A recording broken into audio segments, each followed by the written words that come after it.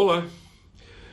Nesta semana em que refletimos sobre homens de Deus que encontramos nas Escrituras, hoje eu gostaria de me reportar a Elias. Se Moisés foi o grande legislador, foi o grande libertador do povo de Israel do Egito, Elias foi um dos maiores profetas, que ousou desafiar o grande rei Acabe e sua esposa, a terrível e temível Jezabel, que foi instrumento para trazer o povo a um despertamento, a um avivamento no Monte Carmelo, mostrando efetivamente que somente o Senhor é Deus. Nós encontramos este Elias sendo referido por Tiago como um homem semelhante a nós. Tiago fala sobre oração e, ao se referir à oração, ele diz que a súplica de um justo pode muito em seus efeitos, pode muito em sua eficácia. E ele cita como exemplo Elias.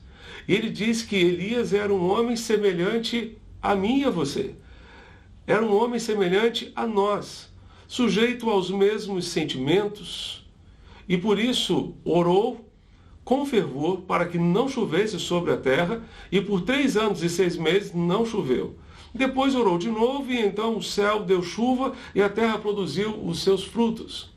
Este Elias era um homem semelhante a nós, sujeito aos mesmos sentimentos, sujeito às mesmas tentações, sujeito às mesmas paixões, sujeito aos mesmos problemas. Mas orou, e Deus ouviu a sua oração. E Deus escutou a sua oração. Elias foi um homem de Deus que orava. E a oração, certamente, o sustentou nos momentos de dificuldade. Depois de lutar contra os sacerdotes de Baal e de Azerá, lá no Monte Carmelo, Jezabel, quando soube do que havia acontecido, prometeu matar Elias. E Elias, que havia enfrentado 400 profetas de Baal, 450 profetas de Azerá, agora foge de uma mulher, correndo, com medo de morrer, pedindo a morte para si, com medo daquela mulher e ao mesmo tempo pedindo para morrer, porque não era melhor do que os seus pais, não era melhor do que os seus antepassados. Este Elias entrou numa caverna, mas ali naquela caverna Deus o encontrou. E é verdade que Deus nos encontra nas cavernas, Deus nos encontra nos momentos difíceis da vida, Deus nos encontra nos momentos em que nos reclusamos, nos escondemos, não queremos ver ninguém, não queremos escutar ninguém. Deus nos encontra e nos ajuda e nos pergunta, como perguntou a Elias: que fazes aqui, Elias? O que você está fazendo aqui? Por que você está aqui?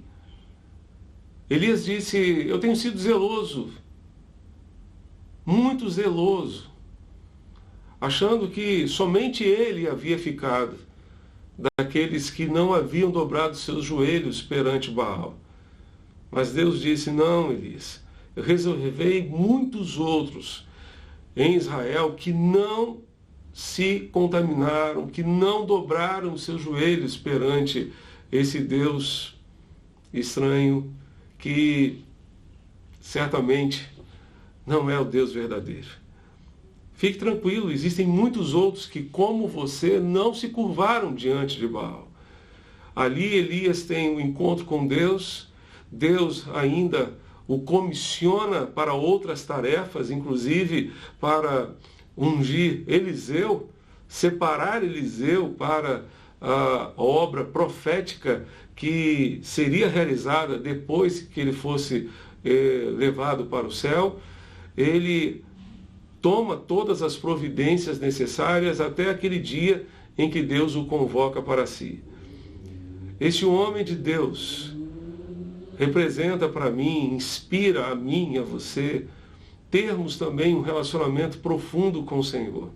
e termos coragem para enfrentar as lutas e provações da vida.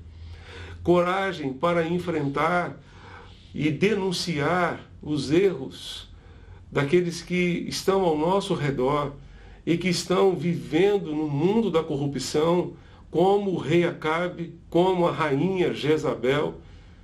Eram reis corruptos, eram governantes corruptos, e ele teve coragem para enfrentá-los por causa do seu relacionamento com Deus, por causa da sua comunhão com o Senhor. Nós só vamos conseguir enfrentar esse estado de coisas que vivemos no nosso país, com esta corrupção que é mãe de toda a miséria que assola o nosso povo, com um relacionamento profundo com Deus, clamando a Deus, buscando ao Senhor, vivendo cada dia segundo o seu propósito, segundo o seu querer.